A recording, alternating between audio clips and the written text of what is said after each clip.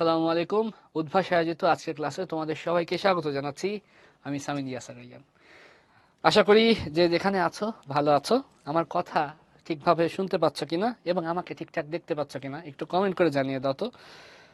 অনেকে সালাম দিয়েছ, সঞ্জিদা আফরিন, বাশার, তৌসিন, আফিফ, রিশাদ, সাবিহা। ওয়ালাইকুম আসসালাম। আমাকে ঠিকভাবে শোনা যাচ্ছে কিনা এবং দেখা যাচ্ছে কিনা একটু ইয়েস নো কিছু একটা বলে লিখে দাও, ঠিক আছে? ওকে,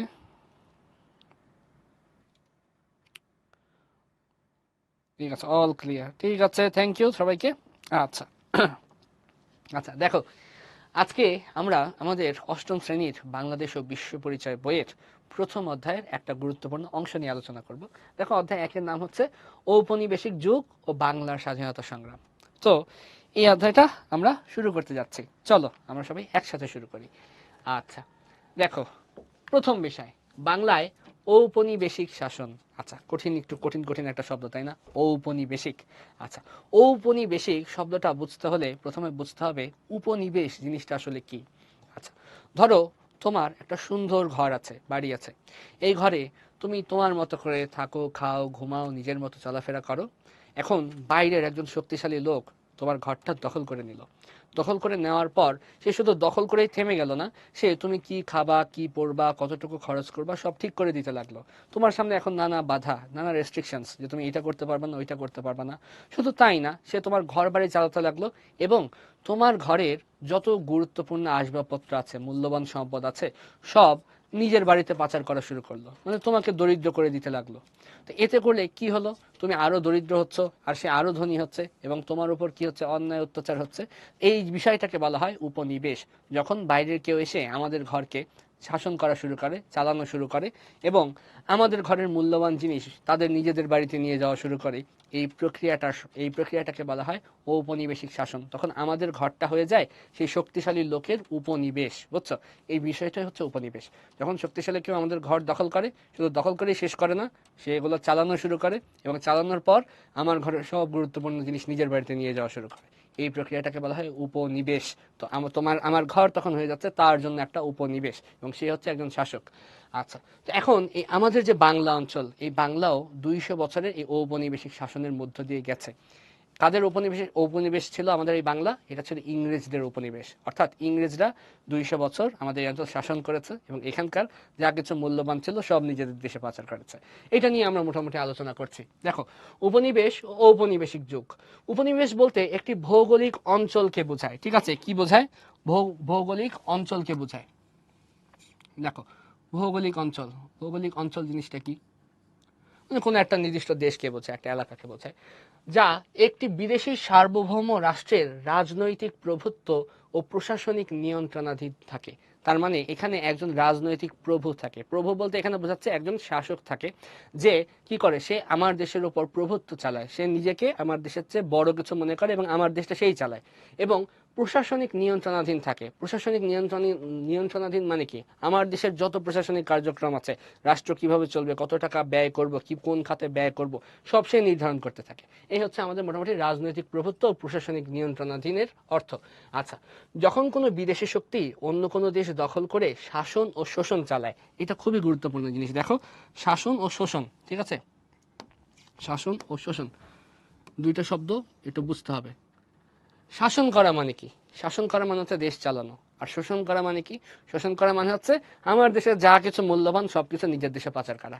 তো যখন একটা শক্তিশালী দেশ, বিদেশি একটা শক্তি অন্য একটা দেশ দখল করলো, এবং দখল করে তার উপর শাসনও করলো, শোষণও করলো, তখন তাকে বলা হয় ঔপনিবেশিক শাসন। বুঝছো?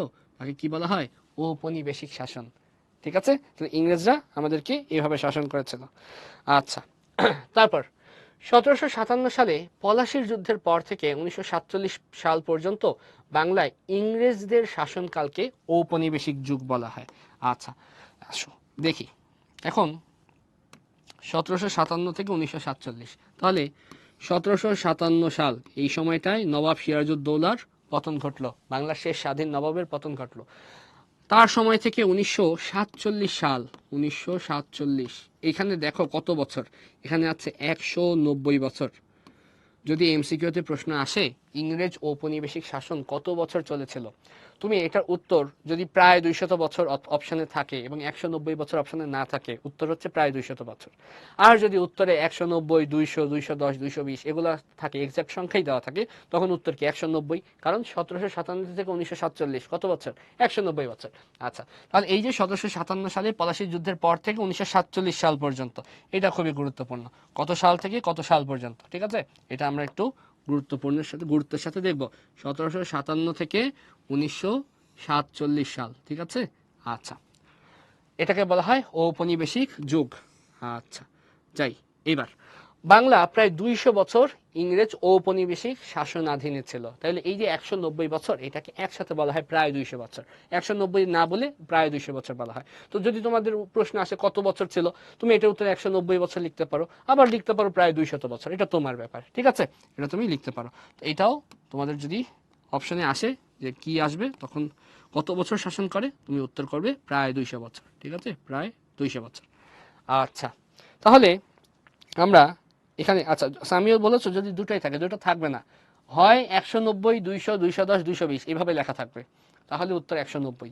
আর যদি লেখা থাকে যে প্রায় 150 বছর, প্রায় 200 বছর, প্রায় 300 বছর, প্রায় 400 বছর, তখন অ্যান্সার হচ্ছে প্রায় 200 বছর, ঠিক আছে? দুইটা একসাথে থাকবে না যে প্রায় 200 বছর আছে 190 বছর আছে, কারণ দুটো তো একই জিনিস, ঠিক আছে?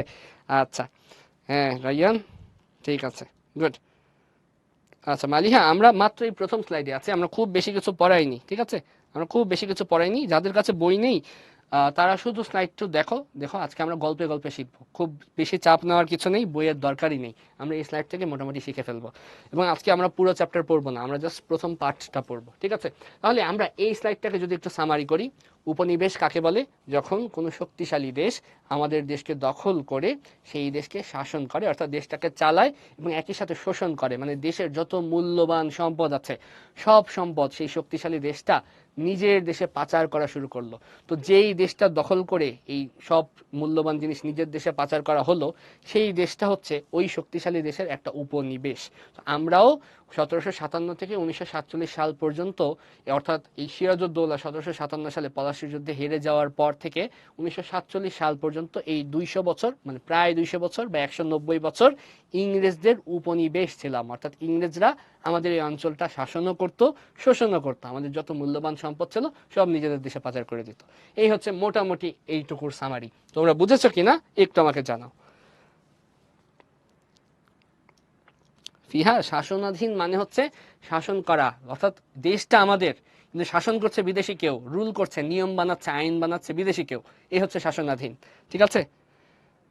ইয়েস। আচ্ছা, অনেকে বলছে ইয়েস। সামিউল, ইভান, প্রান্ত, সাদিক, সিয়াম, সাহারা কামাল, মাহাথির আলম, সবাইকে অনেক অনেক ধন্যবাদ, তোমরা সবাই বুঝছো, ঠিক আছে, থ্যাংক ইউ। তাহলে আমরা, আচ্ছা তাহলে আমরা এবার একটু পরের স্লাইডে চলে যাই, ঠিক আছে? আচ্ছা, এখন আমরা এতক্ষণ তো জানলাম যে 200 বছর ইংরেজরা আমাদেরকে শাসন করেছে, এই শাসনকে বলে ঔপনিবেশিক শাসন। আর আমরা যে ইংরেজদের দ্বারা যে অঞ্চলটা শাসিত হয়েছে, আমাদের এই অঞ্চলটা, এইটা ছিল ইংরেজদের একটা উপনিবেশ। আচ্ছা, তো এই যে 1757 থেকে 1947 সাল পর্যন্ত এই 190 বছর ইংরেজরা আমাদের শাসন করলো, তার আগে আমাদের তো আরো কিছু হিস্ট্রি আছে, আরো ইতিহাস আছে। সেই সময়গুলোতে আমাদের এই অঞ্চলে কারা ছিল, কারা শাসন করত, এই বিষয়ে এখন আমরা জানবো। দেখো, প্রথম বিষয় হচ্ছে, ধরো তোমরা মৌমাছি চেনো।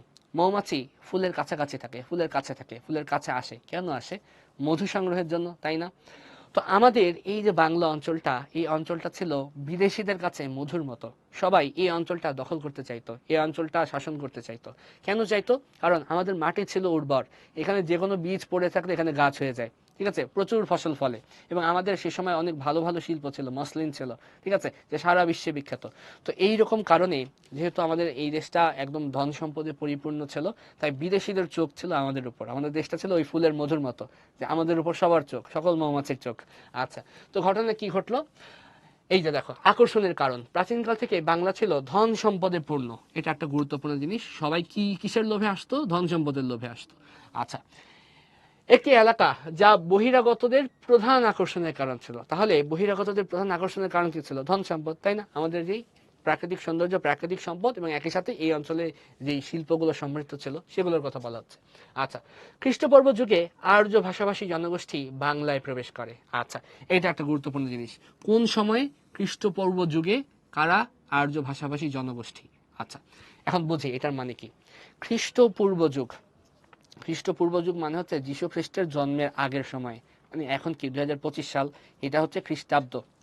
এই 2025 সাল থেকে তুমি যদি পেছনের দিকে যাও, 2025, 2024, 2023, 2022, এরকম কমতে কমতে কমতে কমতে একসময় তো তুমি 1 সালে পৌঁছাবা।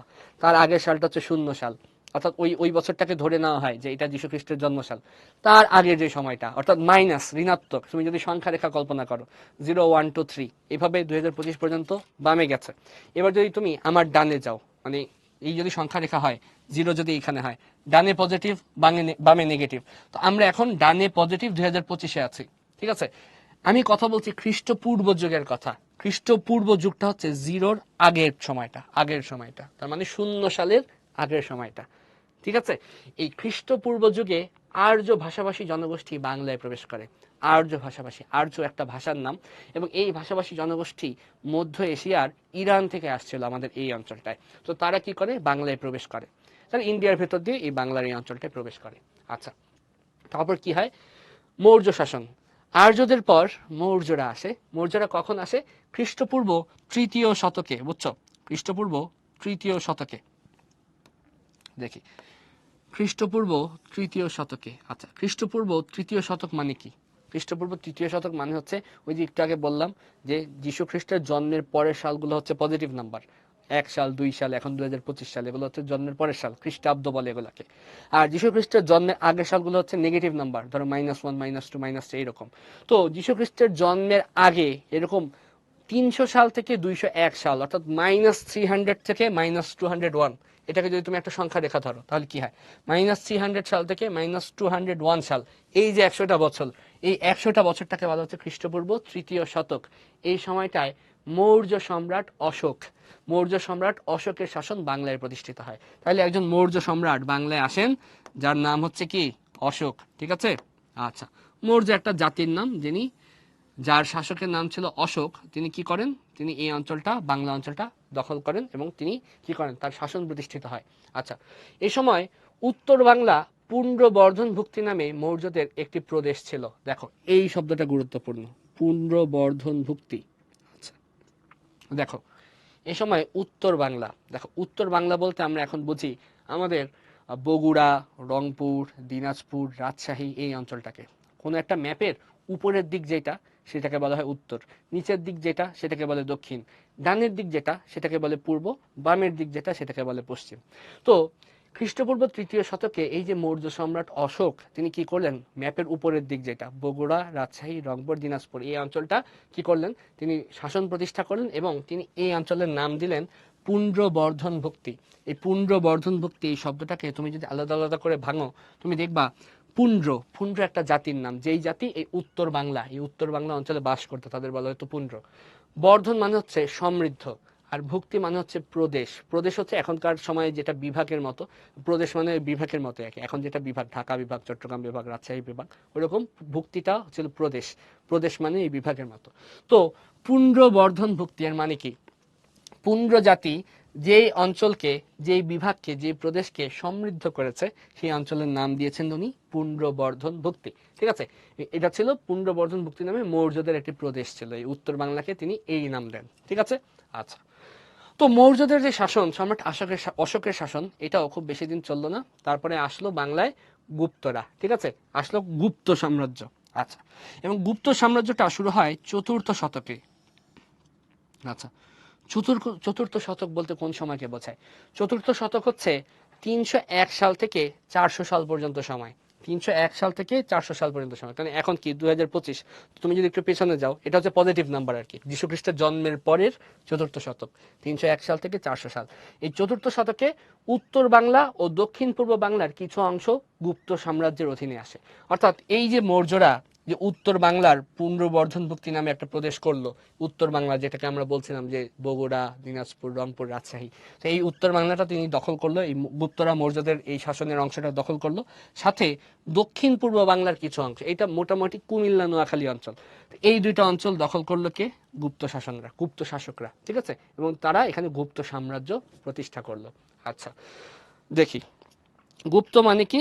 গুপ্ত হচ্ছে একটা শাসনের নাম, একটা শাসনকাল, একটা রাজাদের, ধরো এই যে মৌর্য শাসন চালাতো যারা, তাদের বলা হতো মৌর্য রাজা। তো রাজাদের নাম, একটা শাসন, একটা সাম্রাজ্যের নাম হচ্ছে মৌর্য, একটা সাম্রাজ্যের নাম হচ্ছে গুপ্ত, এই আর কি।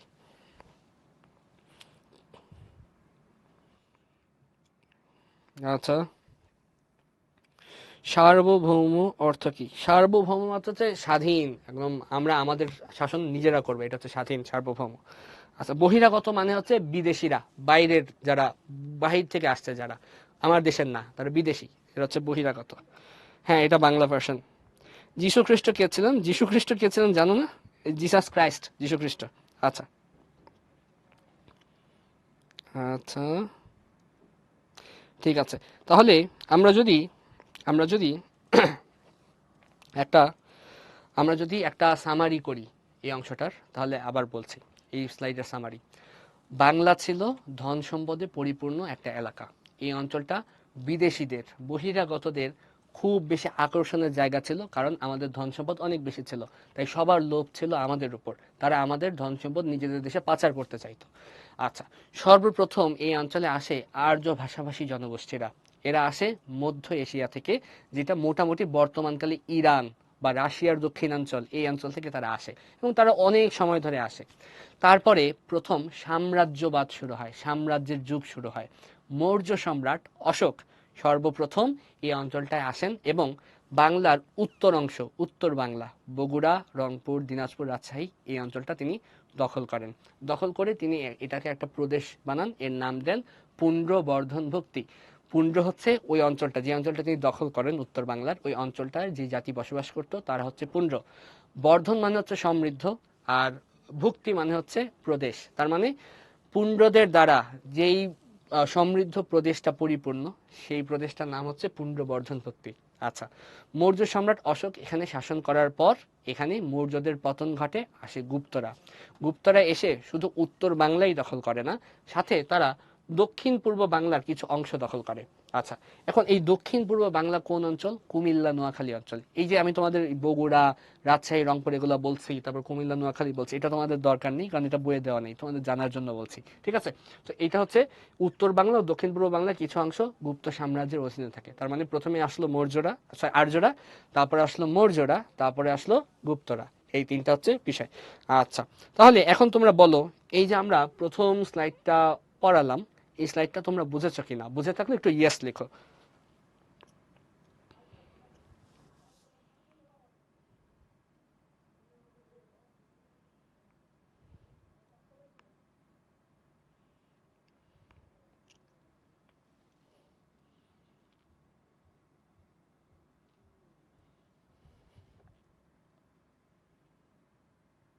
প্রাচুর্য কর, এই যে দেখো, চতুর্থ শতক যেটা, এটা খ্রিস্টাব্দ, আর খ্রিস্টপূর্ব তৃতীয় শতক, এটা হচ্ছে যীশু খ্রিস্টের জন্মের আগের, ঠিক আছে? আচ্ছা, ইয়েস, সবাই লিখেছে ইয়েস, ধন্যবাদ। ওকে, আচ্ছা, ঠিক আছে, যাই।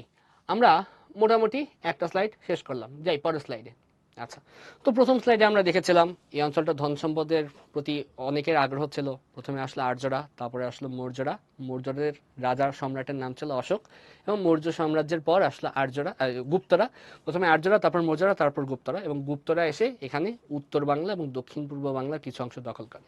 আচ্ছা, এখন গুপ্তরা আসলো যে, মৌর্যরা আসলো যে, আর্যরা আসলো যে, এই আর্য, মৌর্য, গুপ্ত, এই তিনটা জাতির লোক, এরা কেউ বাঙালি ছিল না। প্রথম বাঙালি শাসক হিসেবে আমাদের এই অঞ্চলে আসেন সপ্তম শতকে। সপ্তম শতকে আসেন কে? শশাঙ্ক, রাজা শশাঙ্ক। আচ্ছা, তাহলে ঘটনা কি ঘটলো? গুপ্তদেরও একসময় পতন ঘটলো। প্রথমে আর্যরা আসছিল, তারপর মৌর্যরা আসছিল, পতন হয়ে গেছে। তারপর গুপ্তরা আসছে, তাদেরও পতন হয়ে গেছে। তারপরে আসলো গুপ্তদের পতনের পর 7ম শতকে প্রথম একজন বাঙালি রাজা, আগে সবাই বিদেশে ছিল, এ আসলো বাঙালি রাজা, নাম তার শশাঙ্ক। শশাঙ্ক কি করলেন, তিনি প্রথম স্বাধীন রাজ্য প্রতিষ্ঠা করেন। তিনি কোন কোন অঞ্চল দখল করেন দেখো, তিনি বাংলার উত্তর ও পশ্চিমাঞ্চলটা দখল করেন। দেখো উত্তর ও পশ্চিমাঞ্চল, ওই উত্তর অঞ্চলটা নিয়ে আমরা আলোচনা করছিলাম, ওই যেটা প্রথমে মৌর্যরা দখল করেছে, তারপরে গুপ্তরা দখল করেছে। এখন উত্তরাঞ্চল গেল কার কাছে, শশাঙ্কের কাছে, এবং উত্তরের সাথে পশ্চিমাঞ্চলটাও তিনি দখল করলেন। ঠিক আছে, পশ্চিমবঙ্গ অঞ্চল, পশ্চিমাঞ্চল।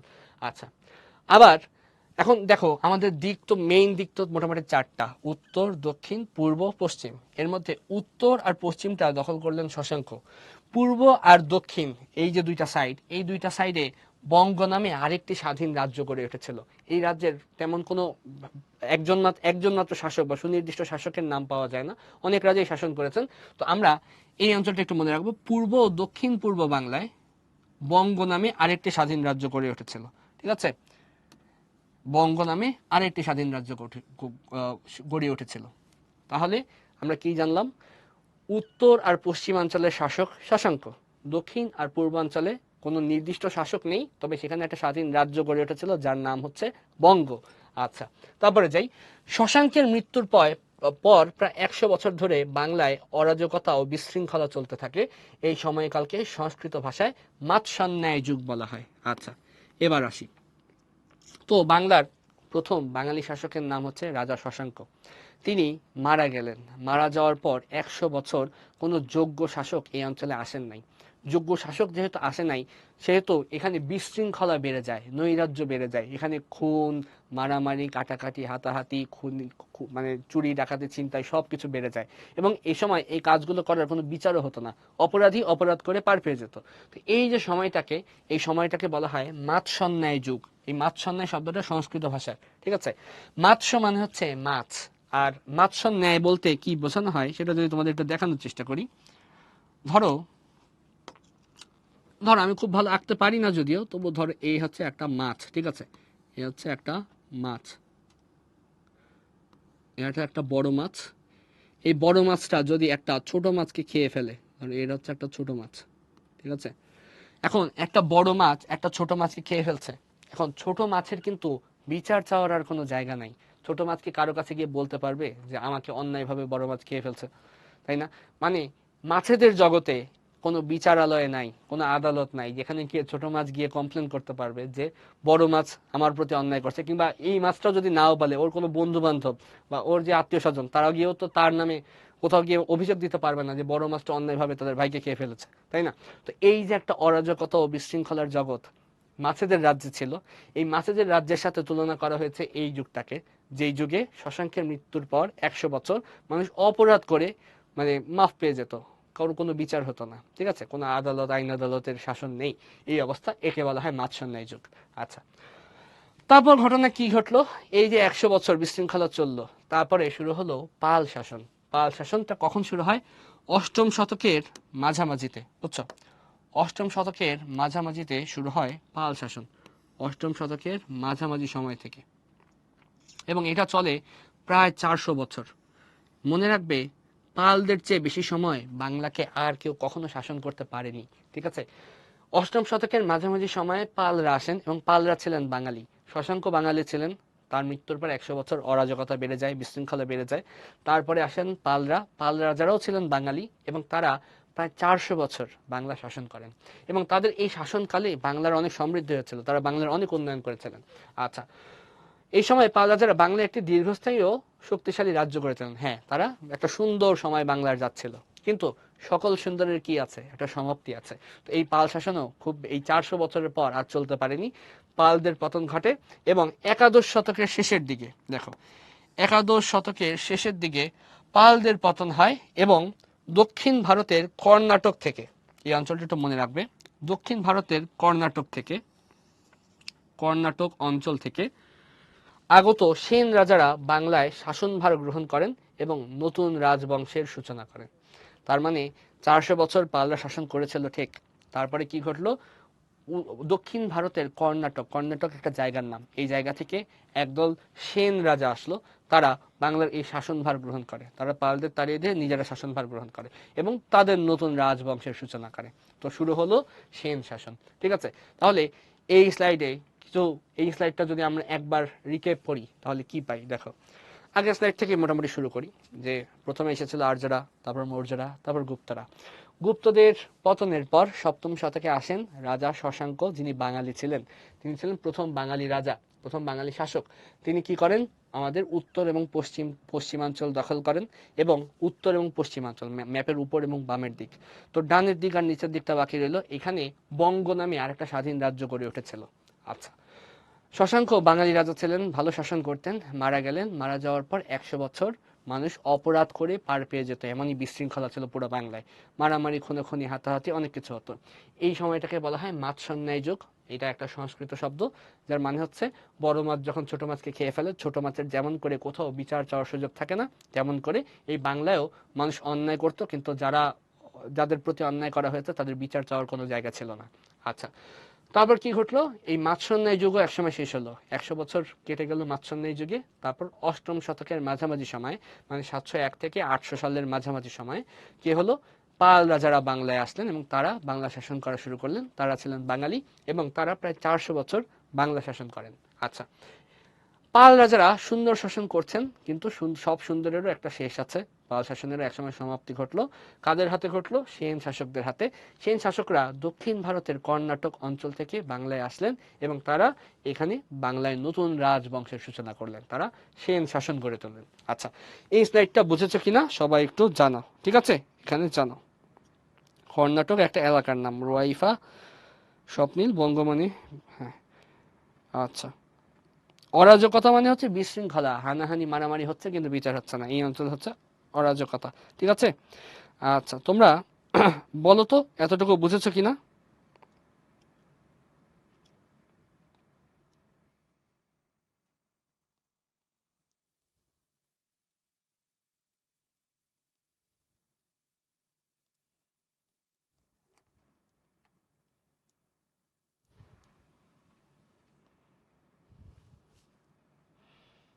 হ্যাঁ ভাইয়েরা, যারা এমসিকিউর জন্য, কুইজের জন্য অপেক্ষা করছো, এটা ক্লাসের শেষে হবে, অবশ্যই হবে। ঠিক আছে, ওকে, সবাই অনেক অনেক অনেক ইয়াস লিখছো, মালিহা, মরিয়ম, মাহিন, রাইয়ান, রঙ্গন, সুরভি, বুসরা, অনেক নাম, প্রান্ত, আয়ান সহ যারা যারা ইয়াস লিখেছো তাদের ধন্যবাদ। আচ্ছা, ঠিক আছে, যাচ্ছি তারপরে। আচ্ছা, তাহলে আমরা পরের স্লাইডে যাই, কেমন? আচ্ছা, আসো, এবার আমরা মুসলিম শাসনে আসছি। ঠিক আছে, মুসলিম শাসন। তো আমরা এতক্ষণ পর্যন্ত আর্যদের শাসন, আর্যরা ছিল, মৌর্যদের শাসন দেখলাম, গুপ্তদের শাসন দেখলাম, শশাঙ্কর অবস্থা দেখলাম, মাৎস্যন্যায় যুগ দেখলাম, তারপরে পাল রাজারা আসলেন, সেন রাজারা আসলেন। সেনদেরও একসময় কি হলো, পতন হলো। কার হাতে হলো? একজন মুসলিমের হাতে। তিনি কে? 1204 খ্রিস্টাব্দে। কোন সময়? 1204 খ্রিস্টাব্দে তুর্কি সেনাপতি ইখতিয়ার উদ্দিন মুহাম্মদ বিন বখতিয়ার খলজি। অনেক বড় নাম, দেখো, তুর্কি সেনাপতি ইখতিয়ার উদ্দিন মুহাম্মদ বিন বখতিয়ার খলজি। ঠিক আছে, আচ্ছা। এখন এই লোকটার নাম তার শাসনকালের চেয়েও বড়, বুঝছো? তিনি শাসন করেছেন মাত্র 2 বছর, কিন্তু তার নামটা কত বড় দেখো, ইখতিয়ার উদ্দিন মোহাম্মদ বিন বখতিয়ার খলজি। তিনি কি করলেন? সেন রাজা লক্ষণ সেনকে পরাজিত করে মুসলিম শাসনের সূচনা করেন। তো 1204 খ্রিস্টাব্দে তুর্কি সেনাপতি ইখতিয়ার উদ্দিন মোহাম্মদ বিন বখতিয়ার খলজি কি করলেন? ওই যে সেন শাসনটা ছিল, সেন শাসনদের রাজা লক্ষণ সেনকে যুদ্ধে হারালেন, ডিফিট করলেন, পরাজিত করলেন, করে বাংলা শাসন করা শুরু করলেন, মুসলিম শাসনের সূচনা করলেন। আচ্ছা, 1204 থেকে 1206 খ্রিস্টাব্দ পর্যন্ত, এই যে 2 বছর আমি বললাম যে এই লোকের নাম তার শাসনকালের চেয়েও বড়, তো তার শাসনকাল ছিল মাত্র 2 বছর। এই 2 বছরে তিনি বাংলার পশ্চিমাংশ ও উত্তরাংশের কিছুটা দখল করেন, বুঝছো? পশ্চিমাংশ ও উত্তরাংশের কিছুটা, এই যে উত্তরাংশ বলতে আমরা ম্যাপের উপরের দিকটা বোঝাচ্ছি, একদম শুরুতে বলেছিলাম যে আমাদের ওই বগুড়া, রাজশাহী, রংপুর, দিনাজপুর এই অঞ্চলটা। আর পশ্চিমাংশ বলতে হচ্ছে পশ্চিমবঙ্গের এই সাইডের কিছু এলাকা। ঠিক আছে, আচ্ছা। তো এই হলো আমাদের 2 বছরের শাসন ইখতিয়ার উদ্দিন মোহাম্মদ বিন বখতিয়ার খলজির। আচ্ছা, তারপর কি হলো? দিল্লি সালতানাতের প্রদেশ। আচ্ছা, এখানে সালতানাত শব্দটা একটু গুরুত্বপূর্ণ। সালতানাত, সালতানাত মানে হচ্ছে সুলতানদের শাসন। দিল্লিতে যে সুলতান থাকতো সে পুরোটা শাসন করত, তো দিল্লির সুলতানদের শাসনকে বলা হতো সালতানাত। আচ্ছা, দিল্লি সালতানাতের অধীনে 1338 সাল পর্যন্ত বাংলা জুড়ে মুসলিম শাসনের বিস্তার ঘটে।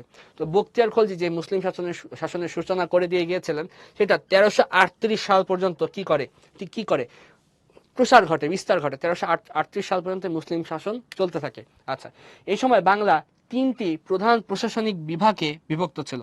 এটা একটু গুরুত্বপূর্ণ জিনিস, 3টি প্রধান প্রশাসনিক বিভাগ। আচ্ছা, এখন প্রশাসনিক বিভাগ মানে কি? ঢাকা যেমন বাংলাদেশের রাজধানী, এবং এখানেই বাংলাদেশের সমস্ত প্রশাসনিক কার্যক্রম মোটামুটি ম্যাক্সিমাম এখান থেকেই সম্পাদিত হয়। এই সময় তারাও বাংলাকে 3টা এরকম ঢাকার মতো 3টা আলাদা আলাদা ক্যাপিটাল টাইপের অংশে বিভক্ত করেছিল, বিভাগ টাইপের অংশে বিভক্ত করেছিল। যে বিভাগগুলোর মধ্যে উত্তর বাংলায় ছিল লখনৌতি। এটা একটা গুরুত্বপূর্ণ জিনিস, এটা একটু মনে রাখতে হবে কোন সাইডে কোনটা ছিল। উত্তর সাইড মানে ম্যাপের উপরের সাইড, এখানে ছিল লখনৌতি, বুঝছো, লখনৌতি। পশ্চিম বাংলায় ছিল সাতগাঁও। পশ্চিম সাইড মানে হচ্ছে আমার হাতের বাম সাইড, ঠিক আছে, এই বাম সাইড পশ্চিম সাইড। পশ্চিম বাংলায় ছিল সাতগাঁও, এবং পূর্ব বাংলায় ছিল সোনারগাঁও, মানে এই সাইড ডান সাইড। ডান সাইডে ছিল কি সোনারগাঁও। ওকে, এখান থেকে যদি আসি, পূর্ব বাংলা ছিল সোনারগাঁও, এবং আমাদের ঢাকা ছিল এই সোনারগাঁওয়ের কাছাকাছি, এবং আমরা ছিলাম এই সোনারগাঁওয়ের অংশ আর কি। আচ্ছা, তাহলে ঘটনা কি ঘটলো? দিল্লি সুলতানরা শাসন করা শুরু করলেন, এবং তারা পুরো বাংলাকে 3টা অঞ্চলে ভাগ করেছেন। এই 3টা অঞ্চল যদি আমি একটা আলাদাভাবে লিখি, তোমরা ভালো করে মনে রাখতে পারবে। ধরো আমি একটা ওয়াই আঁকি, বুঝছো, ওয়াই ওয়াই এই ওয়াই এর আমি বলেছিলাম কোন একটা ম্যাপের উপরের দিক হচ্ছে উত্তর, নিচের দিক হচ্ছে দক্ষিণ। উত্তরে ছিল লখনৌতি, বুঝছো, এই লখনৌতি ছিল উত্তর দিকে। কোন একটা ম্যাপের ডান দিক হচ্ছে পূর্ব, বাম দিক হচ্ছে পশ্চিম। ডানে ছিল সোনারগাঁও, ডানে কি ছিল সোনারগাঁও,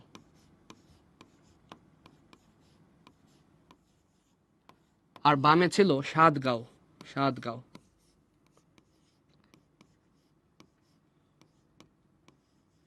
আর দক্ষিণ দিকে কি ছিল তোমার এখন প্রশ্ন হতে পারে, তো দক্ষিণ দিকটা আবার 2 ভাগে বিভক্ত ছিল। দক্ষিণ দিকের এই অংশটা সোনারগাঁওয়ের অংশ ছিল, এই অংশটা সাতগাঁওয়ের অংশ ছিল। এই জন্য দক্ষিণটাকে আর আলাদা করে দেখালাম না। মোটামুটি এটা যদি পুরো একটা বাংলা হয়, এর 3টা ভাগ, একটা হচ্ছে লখনৌতি, একটা সোনারগাঁও, একটা হচ্ছে সাতগাঁও। আমরা মোটামুটি এই সোনারগাঁও অঞ্চলে পড়েছিলাম। আচ্ছা, তো এখন আমাদের এই সাইডে তাহলে আমরা মুসলিম শাসনের সূচনা সম্পর্কে জানলাম, যে 1204 সালে সেন শাসনের পতন ঘটে। সেন শাসকদের শেষ রাজা লক্ষণ সেন তাকে পরাজিত করেন তুর্কি থেকে আগত সেনাপতি ইখতিয়ার উদ্দিন মোহাম্মদ বিন বখতিয়ার খলজি। তিনি 1206 সাল পর্যন্ত মুসলিম শাসন চালান, তারপর তিনি মারা যান। তারপর শুরু হয় দিল্লি সালতানাতের শাসন। দিল্লির সুলতানরা বাংলা শাসন করা শুরু করেন। দিল্লির সুলতানরা পুরো বাংলাকে 3টা ভাগে বিভক্ত করেন। একটা হচ্ছে উত্তর ভাগ, উত্তর ভাগের নাম লখনৌতি। একটা হচ্ছে পূর্ব ভাগ, পূর্ব ভাগের নাম হচ্ছে সোনারগাঁও। একটা হচ্ছে পশ্চিম ভাগ, পশ্চিম ভাগের নাম হচ্ছে সাতগাঁও। এই স্লাইডটা বুঝেছো কিনা তোমরা একটু জানাও।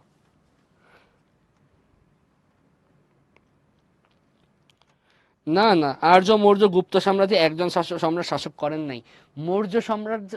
মৌর্য যুগে শুধু অশোক শাসন করেছেন, কিন্তু আমাদের যে গুপ্ত যুগ এবং আর্য যুগ, এখানে ভিন্ন ভিন্ন মানুষ শাসন করেছেন, তাদের নাম ইতিহাসে পাওয়া যায় না। আচ্ছা আচ্ছা আচ্ছা, যারা বুঝো নাই, কি বুঝো না একটু বলো তো ভাইয়ারা, তাহলে আমি তোমাদের একটু বুঝাই দিতে পারি। আমরা এখন পর্যন্ত কি পড়েছি আমি কি সেটা একটু একবার বলে দিব? আচ্ছা, দেখো, প্রথমে আমরা বলেছিলাম উপনিবেশ কি, যখন কোনো একটা শক্তিশালী দেশ আমার দেশ দখল করে আমার দেশের শাসনভার চালানো শুরু করে, এবং আমার দেশের মূল্যবান জিনিসপাতি ওই দেশে নিয়ে যাওয়া শুরু করে, ট্রান্সফার করা শুরু করে, একে বলা হয় উপনিবেশ। ইংরেজরা আমাদের 200 বছর উপনিবেশ বানিয়ে রেখেছিল। আমাদের সম্পদ তারা নিজেদের দেশে পাচার করা শুরু করেছিল, এবং তারা আমাদের দেশও শাসন করছিল। তো এই যে 200 বছর, কোন 200 বছর, 1757 থেকে 1947, মোটামুটি 190 বছর, 200 বলা হয় প্রায় 200 আর কি। ইংরেজদের শাসনের আগে বাংলায় কারা শাসন করত সেইটা আমরা দেখেছি তারপরের স্লাইডে। সেখানে আমরা দেখেছি যে খ্রিস্টপূর্ব যুগে, যীশু খ্রিস্টের জন্মের আগে সেখানে যারা ছিল তারা কে, তার প্রথমে সবার আগে এসেছিল আর্য ভাষাভাষী জনগোষ্ঠীরা। এরা এসেছিল মধ্য এশিয়া থেকে, আর্যরা। আর্যদের আসার পর এসেছিল মৌর্যরা। মৌর্য সম্রাট অশোক বাংলার উত্তর অঞ্চলটা, উপরের দিকটা শাসন করেন। মৌর্যদের পর আসে গুপ্তরা। গুপ্তরা বাংলার উত্তর অঞ্চলটাও দখল করে, দক্ষিণ পূর্ব অঞ্চলটাও দখল করে। মৌর্যদের পর গুপ্তদের পর কারা আসে? প্রথম আসেন শশাঙ্ক, তিনি ছিলেন প্রথম বাঙালি শাসক শশাঙ্ক। শশাঙ্ক কি করেন? তিনি বাংলায় স্বাধীন রাজ্য গড়ে তোলেন এবং শশাঙ্কের মৃত্যুর পর 100 বছর এখানে একটা অরাজকতা চলে, একে বলা হয় মাৎসন্যায় যুগ। শশাঙ্কের মৃত্যুর পর যে অরাজকতার যুগ চললো, মাৎসন্যায় যুগ চললো, বিশৃঙ্খলা খুনাখুনি হাতাহাতির যুগ চললো, সেটার পরে আসেন বাঙালি শাসক, আবার তাদের বলা হয় পাল শাসক। এই পাল শাসকরা বাংলা 400 বছর শাসন করেন। এই সময় বাংলার বেশ সমৃদ্ধি হয়েছিল, খুব ভালো উন্নতি হয়েছিল। 400 বছর পালদের শাসনের পর এখানে আসেন সেন রাজারা, তারা পালদের পতন ঘটান এবং এই সেন রাজারা আসে কোত্থেকে? দক্ষিণ ভারতের কর্ণাটক নামক একটা এলাকা থেকে আসে, এসে তারা বাংলা শাসন করা শুরু করে। এই সেন রাজাদের মধ্যে সর্বশেষ রাজা ছিল লক্ষণ সেন, যাকে 1204 সালে ইখতিয়ার উদ্দিন মোহাম্মদ বিন বখতিয়ার খলজি হত্যা করেন এবং বাংলা দখল করেন।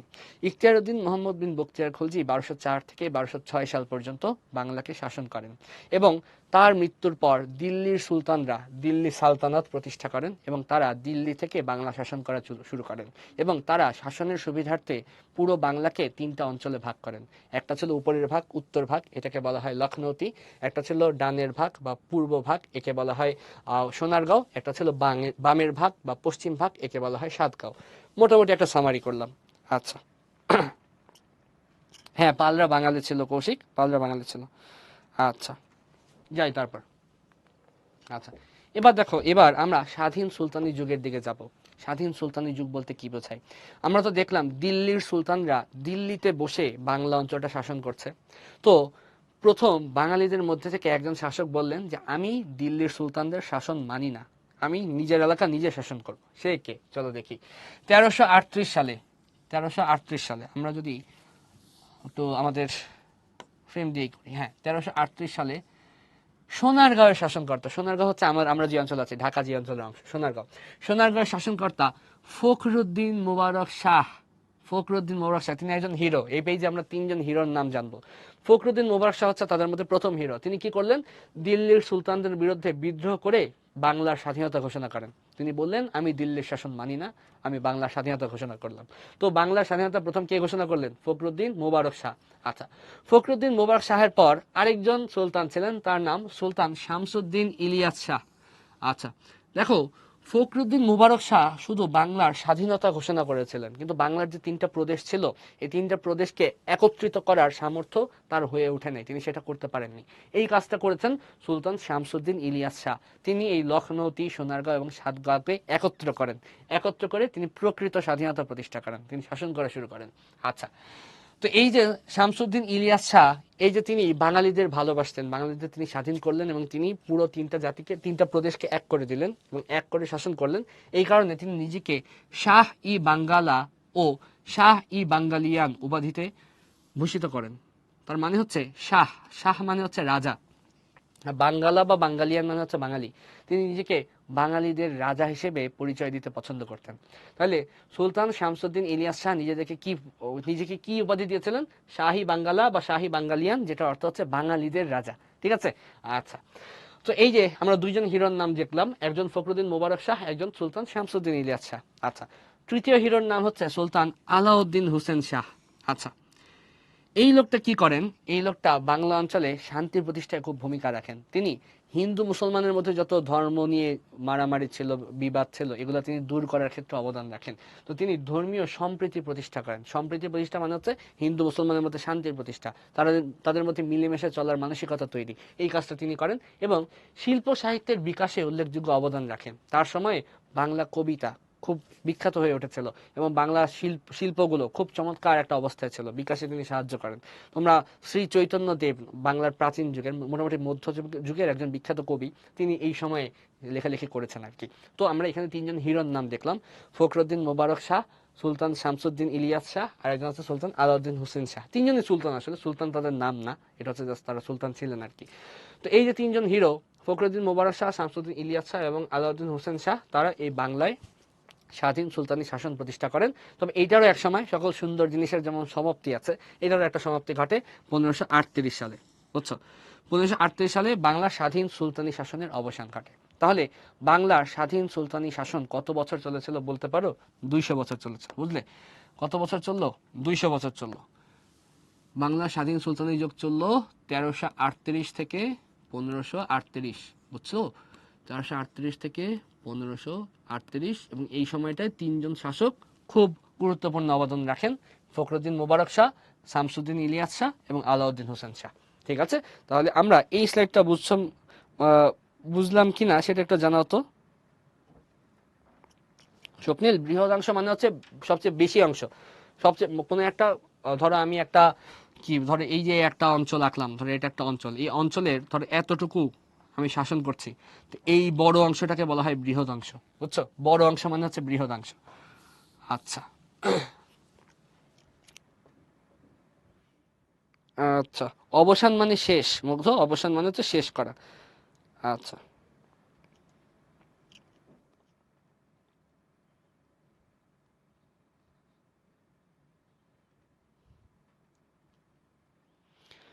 1206 থেকে 1227 পর্যন্ত মোটামুটি বখতিয়ার খুলজির যারা লোকজন ছিল, বখতিয়ার খলজির সহচর যারা তার সাথে চলতো, তারাই শাসন করত। আর 1227 থেকে 1338 পর্যন্ত সুলতানরা শাসন করেন বাংলা। এই হচ্ছে বলে বিষয়। আচ্ছা, ঠিক আছে, চলো আমরা বাকি অংশে যাই। আচ্ছা, এইবার আমরা আসছি মুঘল শাসনে, বুঝছো? মুঘল সম্রাট হুমায়ুন 1538 সালে, নামটা মনে রাখতে হবে, মুঘল সম্রাট হুমায়ুন। আচ্ছা, হুমায়ুন 1538 সালে কি করেন? উত্তর বাংলার গৌড়, লখনৌতি দখল করলেও শাসন প্রতিষ্ঠা করতে পারেননি। তো আমরা বলছিলাম বাংলাকে দিল্লির সুলতানরা তিনটা অংশে ভাগ করেছিলেন। উপরে উত্তর অংশ ছিল লখনৌতি, ডান দিকের অংশ বা পূর্ব অংশ ছিল সোনারগাঁও, বাম দিকের অংশ ছিল পশ্চিম অংশ বা সাতগাঁও। তো আমাদের মুঘল সম্রাট, মুঘল একটা জাতি, তাদের সম্রাট হুমায়ুন, তিনি 1538 সালে কি করলেন? উত্তর বাংলার গৌড় মানে উপরের দিকটা, লখনৌতিটা তিনি দখল করলেন, এবং ওই অঞ্চলের নাম ছিল তখন গৌড়, বুঝছো? এই লখনৌতি তিনি দখল করলেন, কিন্তু দখল করলেও তিনি সেখানে রুল করতে পারেন না, শাসন করতে পারেন নাই। তাকে একজন বাধা দেন। কে বাধা দেন? দেখো, বিহারের আফগান শাসক শের খান, বিহারের আফগান শাসক শের খান হুমায়ুনকে বিতাড়িত করলে বাংলার শাসন ক্ষমতা আফগানদের হাতে চলে যায়। তো এই যে শের খান, এই লোকের আসল নাম ছিল ফরিদ খান। সে ছোটবেলায় একটা বাঘ, মানে বাঘ হচ্ছে শের, শের অর্থ হচ্ছে বাঘ। তো তিনি ছোটবেলায় একাই একটা বাঘ শিকার করে ফেলেছিলেন, তো মানুষ তার নাম দেয় শের খান। এবং পরবর্তীকালে ইতিহাসে তিনি নিজেকে শের শাহ দাবি করেছেন, মানে তিনি নিজের নাম রেখেছেন শের শাহ। এর কারণ হচ্ছে তিনি হুমায়ুনকে পরাজিত করতে পেরেছিলেন, এবং হুমায়ুনকে পরাজিত করে তিনি বাংলার শাসনভার গ্রহণ করেছিলেন। তো যেহেতু তিনি হুমায়ুনকে কি করেছিলেন, পরাজিত করেছেন, হারিয়েছিলেন, সেই কারণে শের খান নিজেকে রাজা দাবি করতেন। তো শাহ ছিল রাজাদের উপাধি, তো তিনি পরে নিজেকে শের শাহ বলতেন আর কি। আচ্ছা, তো আমরা এখানে কি দেখতে পাচ্ছি দেখো, মোগল সম্রাট হুমায়ুন 1538 সালে গৌড় অর্থাৎ উত্তর বাংলার লখনৌতি দখল করেছেন, দখলটা করলেন। করার পর এখানে তিনি শাসন করতে পারেননি, তাকে বাধা দিল বিহার থেকে আসা, ভারতের বিহার থেকে আসা একজন আফগান শাসক, নাম তার শের খান। শের খান তাকে, হুমায়ুনকে যুদ্ধে পরাজিত করে, এবং প্রথমে বাংলা থেকে পরে পুরো ভারত থেকেই তাড়িয়ে দেয়। বিতাড়িত করা মানে হচ্ছে তাড়িয়ে দেওয়া। আচ্ছা, তারপর কি হলো? এই যে মোগলরা 1538 সালে পরাজিত হলো এবং পরাজিত হয়ে চলে গেল, তারা চলে গিয়েও আবার ফিরে আসছে। কবে আসছে? 1576 সালে। এবং ফিরে আসলো কার হাত ধরে? এখন কিন্তু আর হুমায়ুন নাই, হুমায়ুনের ছেলে, হুমায়ুনের ছেলের নাম হচ্ছে আকবর। আকবর কি করলেন? আকবর রাজমহলের যুদ্ধে আফগানদের হারিয়ে দিল, এবং হারিয়ে তারা দিল্লির সিংহাসন পুনরুদ্ধার করেন। মানে এই যে হুমায়ুন 1538 সালে উত্তর বাংলা দখল করে এবং দিল্লির সিংহাসনও দখল করে, শের খান কিন্তু তাকে দিল্লি থেকেই, মানে উত্তর বাংলা থেকে তো দূর করছেই, পুরো ইন্ডিয়া থেকে দূর করে দিচ্ছে। তারপর কি হলো? 1576 সালে এই হুমায়ুনের ছেলে আকবর, সে আবার আসলো, এবং একটা যুদ্ধ হয়, যে যুদ্ধের নাম হচ্ছে রাজমহলের যুদ্ধ, বুঝছো?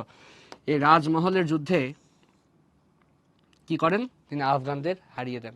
আফগানরা, এই যে শের খানের আফগানরা হেরে যায়। হারার পর এই যে মোগলরা, তারা দিল্লির সিংহাসন পুনরুদ্ধার করে, আবার তারা দিল্লি শাসন করা শুরু করে। আচ্ছা, তারপর কি হয়? তো এই যে আকবর দখল করলো দিল্লি, তখন তিনি, আকবর তার সেনাপতি মানসিংহকে, দেখো সেনাপতি হচ্ছে মানসিংহ, এই মানসিংহকে এই বাংলা অঞ্চলে পাঠান। বাংলা অঞ্চল বলতে ওই যে তিনটা প্রদেশের কথা বলছি, লখনৌতি, সোনারগাঁও, সাতগাঁও, এই অঞ্চলে পাঠান। পাঠানোর পর কি হয়? এই যে মানসিংহ, তিনি উত্তর বাংলা লখনৌতি দখল করেন, পশ্চিম বাংলা সাতগাঁও দখল করেন, কিন্তু পূর্ব বাংলা মানে সোনারগাঁও, যে অঞ্চলটা আমরা আছি ঢাকা, এই অঞ্চলটা তিনি দখল করতে পারেননি মানসিংহ। কাদের কারণে মানসিংহ পূর্ব বাংলা দখল করতে পারেন নাই সেটা আমরা জানবো পরের স্লাইডে। তো মোটামুটি এই স্লাইডটা যদি একবার রিক্যাপ করি যে ঘটনা কি ঘটলো। হুমায়ুন, মোগল সম্রাট হুমায়ুন প্রথম 1538 সালে বাংলার উত্তরাংশ অর্থাৎ লখনৌতি অঞ্চল, গৌড় অঞ্চল দখল করেন।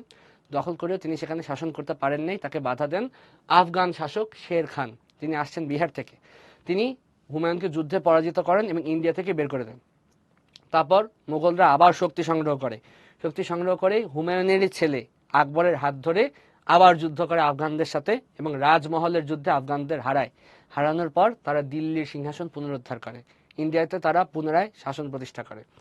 তারপর এই আকবরের যে সেনাপতি ছিল, মোগল সম্রাট হুমায়ুনের ছেলে আকবর, আকবরের যে সেনাপতি ছিল তার নাম হচ্ছে মানসিংহ। এই মানসিংহ বাংলার দখলের দিকে আগায়। আগানোর পর সে পশ্চিম বাংলা ও উত্তর বাংলা অর্থাৎ তিনটা প্রদেশের উপরের দিক আর বামের দিক এই দুইটা অঞ্চল সে দখল করতে পারে। কিন্তু আমরা যে অঞ্চলটায় আছি, সোনারগাঁও অঞ্চল, এই অঞ্চলটা সে দখল করতে পারে না। কাদের কারণে পারে না সেটা পরের স্লাইডে দেখবো। এই স্লাইড বুঝছো কিনা একটু ইয়েস নো জানিয়ে দাও। মোগল একটা জাতির নাম, বুঝছো? মোগল জাতি।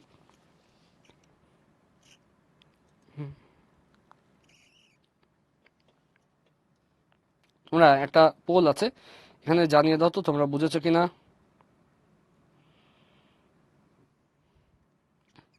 দেখো মোগল মোগল দুইটাই লেখা যায়, ঠিক আছে? তোমাদের বইয়ে দেওয়া আছে মোগল এবং এখানে দেওয়া আছে মোগল, দুইটাই দেওয়া যায়, কারণ ইংরেজিতে MUGHAL।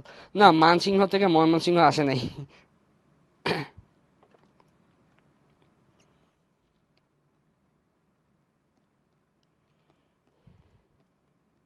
আচ্ছা, হ্যাঁ তুমি একটা সঠিক কথা বলেছ মমো। তুমি মুঘল সাম্রাজ্য পুরোটাই বলেছ।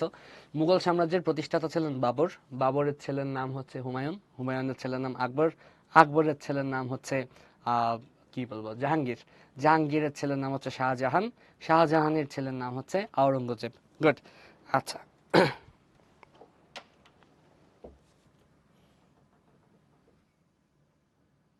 আচ্ছা তারপরে যাই। আচ্ছা, এইবার এইবার কি ঘটলো। তো আমরা বলছিলাম যে আমাদের মানসিংহ, সেনাপতি মানসিংহ বাংলা দখল করেছেন, উত্তরাঞ্চল দখল করেছেন, পশ্চিমাঞ্চল দখল করেছেন। আমরা যে অঞ্চলে আছে পূর্ব বাংলা, এটা দখল করতে পারেননি। কাদের কারণে পারেননি? যাদের কারণে পারেননি তারা হচ্ছেন বারো ভূঁইয়া, বুঝছো?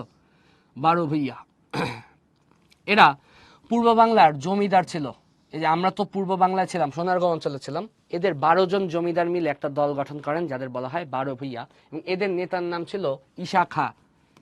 ঈশা খাঁ। আচ্ছা, এই ঈশা খাঁ যতদিন বেঁচে ছিল মোগলরা এই অঞ্চলটা দখলই করতে পারেন নাই।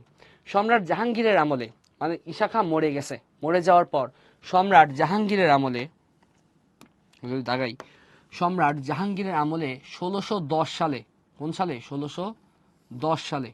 আচ্ছা, মুঘল সুবেদার ইসলাম খান চিশতি চূড়ান্তভাবে বারো ভূঁইয়াদের পরাজিত করেন। আচ্ছা, এটা একটু বোঝার জিনিস। আচ্ছা, তাইলে মানসিংহ উত্তর বাংলা দখল করেছেন, পশ্চিম বাংলা দখল করেছেন, পূর্ব বাংলা করতে পারেননি বারো ভূঁইয়াদের কারণে। বারো ভূঁইয়াদের নেতা ছিলেন ঈশা খাঁ। তিনি যতদিন বেঁচে ছিলেন মুঘলরা ততদিন পূর্ব বাংলা দখল করতে পারেন নাই। কিন্তু সম্রাট আকবরের ছেলে সম্রাট জাহাঙ্গীরের আমলে ঈশা খাঁ তখন আর বেঁচে নাই।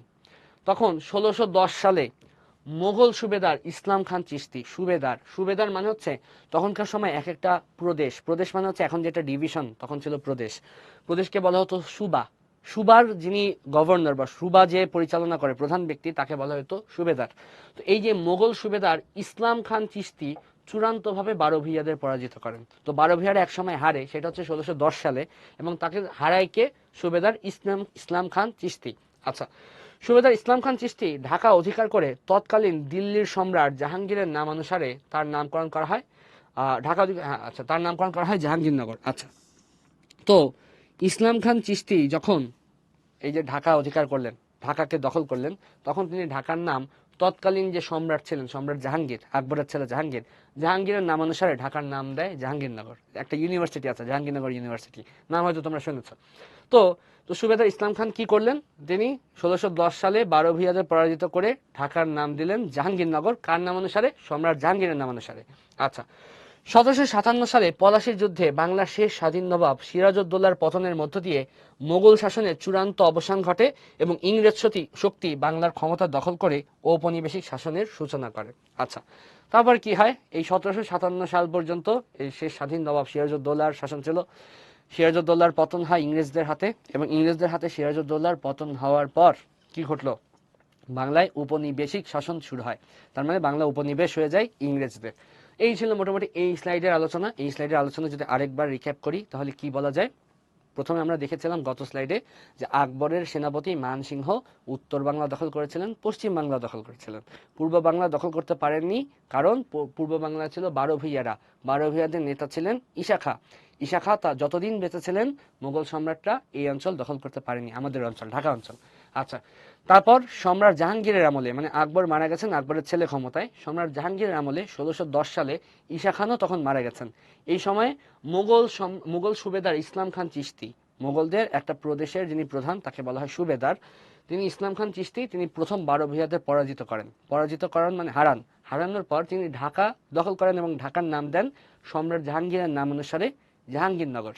তারপর এই শাসন চলতে থাকে এবং বাংলার সর্বশেষ স্বাধীন নবাব সিরাজউদ্দৌলা 1757 সালে পলাশীর যুদ্ধে যখন নিহত হন, মারা যান, তখন বাংলায় ইংরেজ শাসনের সূচনা হয় এবং ইংরেজরা তারপর 190 বছর যাবৎ বাংলাকে শাসন করে। আচ্ছা, এই স্লাইডটা বুঝছো কিনা একটু জানাও, আমি তোমাদের প্রশ্ন দেখি। হ্যাঁ, ইয়ামিন আলম, জাহাঙ্গীরনগর আগে ঢাকার নাম ছিল। পলাশীর যুদ্ধ 23শে জুন হয়েছিল। নাবিহা, আচ্ছা, হ্যাঁ, জাহাঙ্গীরনগর ইউনিভার্সিটির নামটাই জাহাঙ্গীরনগর থেকে নেওয়া।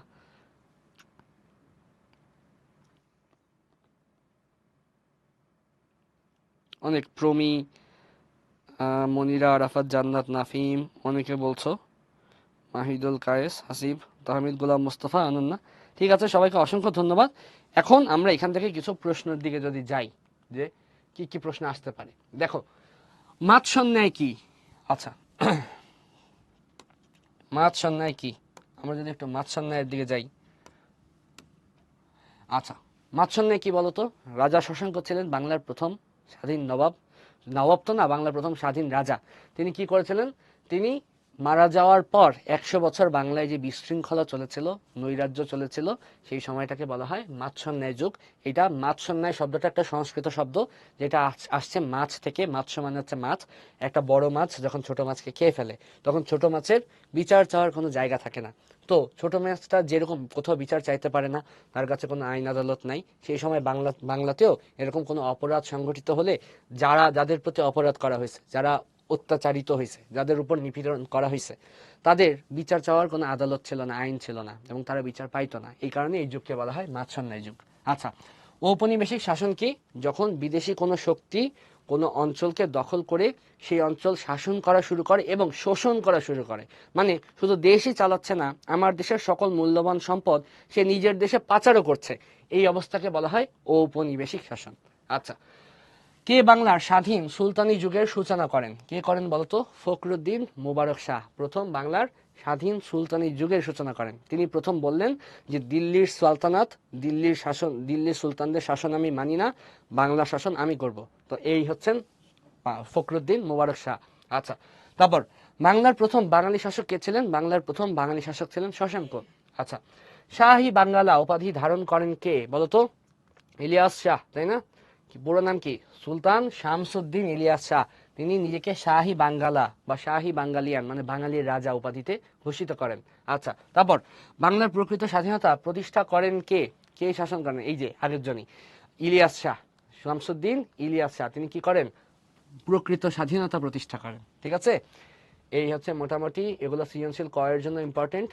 আচ্ছা, তারপর যদি যাই, বাংলা অঞ্চলের প্রতি বিদেশিদের আগ্রহের কারণ কি? ওই যে আমরা বলেছিলাম বাংলা অঞ্চল ধন সম্পদে পরিপূর্ণ ছিল এবং বিদেশিদের আগ্রহ ছিল এই অঞ্চলের ধন সম্পদের উপর। এই কারণে তারা এই বাংলা অঞ্চলটায় কি করতো? তারা এই অঞ্চলটা দখল করার চেষ্টা করতো, তাদের আগ্রহ ছিল এই অঞ্চলের প্রতি। আচ্ছা, বাংলায় মুসলিম শাসনের সূচনা ঘটে কিভাবে? বাংলায় মুসলিম শাসনের সূচনা ঘটে 1204 সালে ইখতিয়ার উদ্দিন মোহাম্মদ বিন বখতিয়ার খলজি রাজা লক্ষণ সেনকে পরাজিত করে সেন শাসনের সমাপ্তি করেন এবং তারপর বাংলার মুসলিম শাসনের সূচনা করেন। এইভাবে বাংলার মুসলিম শাসনের সূচনা হয়। আচ্ছা, হুমায়ুন বাংলায় মোগল শাসন প্রতিষ্ঠা করতে পারেননি কেন? আচ্ছা, হুমায়ুন বাংলায় মোগল শাসন প্রতিষ্ঠা করতে চেয়েছিলেন, উত্তর বাংলা দখলও করেছিলেন, কিন্তু তাকে বাধা দেন বিহার থেকে আসা আফগান শাসক শের খান। তিনি হুমায়ুনকে বাংলা থেকে তো তাড়ানি, পুরো ইন্ডিয়া থেকে তাড়িয়ে দেন। এই কারণে হুমায়ুনের পক্ষে বাংলায় মোগল শাসন প্রতিষ্ঠা করা সম্ভব হয়নি। আচ্ছা আচ্ছা, চলো তারপরে দিকে যদি যাই, এখানে একটা এমসিকিউ আছে, দেখো বাংলায় ঔপনিবেশিক যুগ ছিল কোনটি?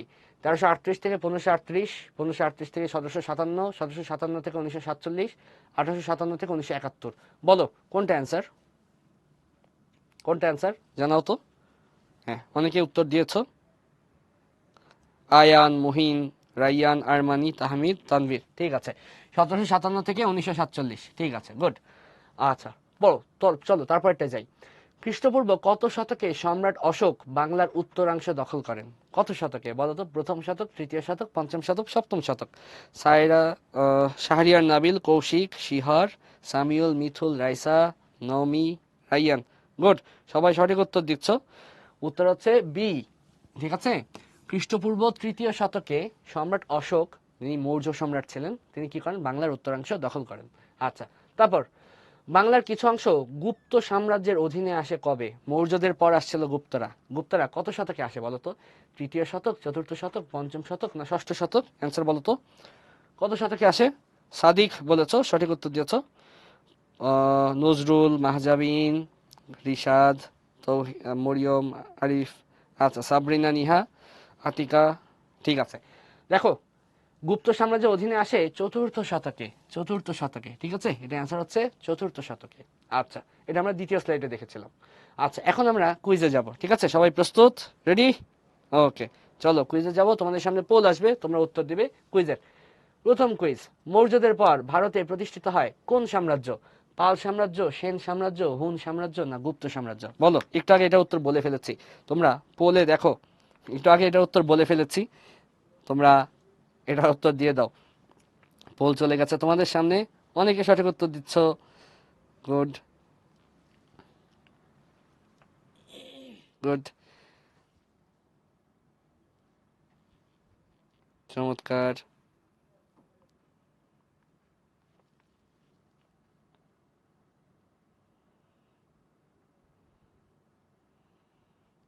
ওকে, হ্যাঁ, অধিকাংশ স্টুডেন্ট সঠিক উত্তর দিয়েছ। উত্তর হচ্ছে গুপ্ত সাম্রাজ্য। প্রথম স্লাইডে আমরা দেখেছিলাম, প্রথমে আর্য, তারপর মৌর্য, তারপর গুপ্ত, তো উত্তর কি? গুপ্ত সাম্রাজ্য। আচ্ছা, এবার দেখি কারা কারা উত্তর দিলে, দেখি।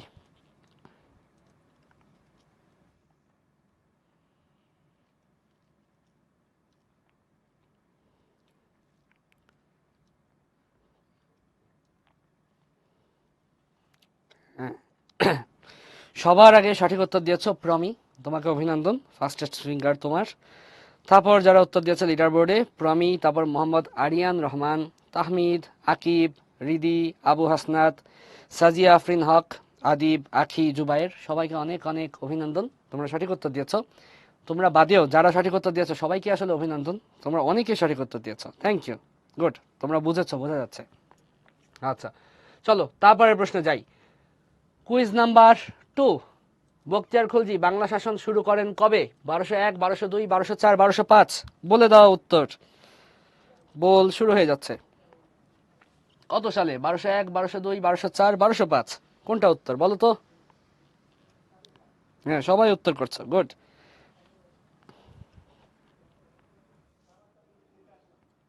চমৎকার। তোমরা ইনবক্সে উত্তর না লিখে পোলে অ্যান্সার দাও, পোলে পোলে অ্যান্সার দিলে আমি দেখতে পাবো।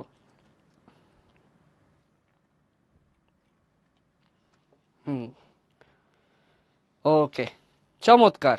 আচ্ছা, এটার উত্তর কি বলতো? 1204 সালে বখতিয়ার খলজি রাজা লক্ষণ সেনকে পরাজিত করে বাংলায় শাসন শুরু করেন, মুসলিম শাসনের সূচনা করেন। ঠিক আছে, গুড, সবাই সঠিক উত্তর দিয়েছ। আমরা দেখি কে কে লিডার বোর্ডে আছে।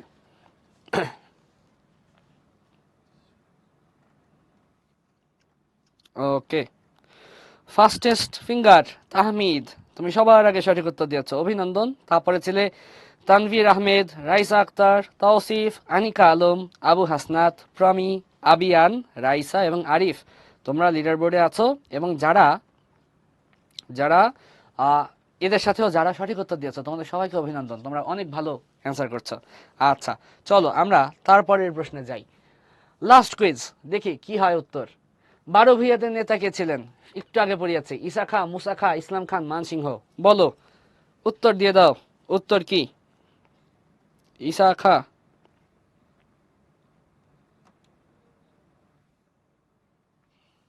বলো, 12 ভূঁইয়াদের নেতা কে ছিলেন? কে ছিলেন? ঈসা খা, মুসা খা, ইসলাম খান, মানসিংহ। ওয়াও, সবাই অনেক ভালো উত্তর করছো।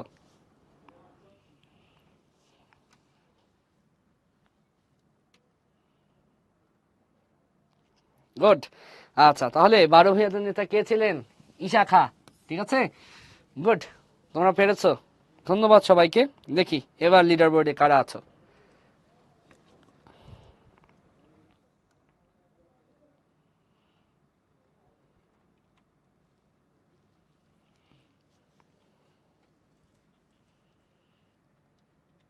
ওকে, ফাস্টেস্ট ফিঙ্গার ইনান, অভিনন্দন ইনান তোমাকে। এর বাইরে লিডার বোর্ডে আছো আয়ান, মুহিন, রাইসা, আহনাফ, সায়েম, মাহিনুল, ওয়াহিদ, আফশিন এবং মোহাম্মদ আরিয়ান রহমান। তোমরা ছাড়াও যারা যারা সঠিক উত্তর দিয়েছো সবাইকে অনেক অনেক অভিনন্দন যে তোমরা প্রশ্নগুলোর উত্তর পেরেছো। ঠিক আছে, তো আমরা আজকের ক্লাসে মূলত ঔপনিবেশিক শাসনের আগে বাংলা কেমন ছিল, কারা শাসন করত, সেই বিষয়গুলো জানলাম। আমরা যখন রেগুলার ক্লাসে চলে যাব তখন আমরা এই বিষয়গুলো সম্পর্কে আরও বিস্তারিত জানবো এবং পুরো চ্যাপ্টারটা শেষ করব। তো আজকের ক্লাস এতটুকুই থাকবে আমাদের। ঠিক আছে, তোমরা সবাই ভালো থাকো, সুস্থ থাকো এবং আমাদের সাথে আবার দেখা হয়ে যাবে নতুন একটা ক্লাসে। সে পর্যন্ত অনেক শুভকামনা রইল। আসসালামু আলাইকুম।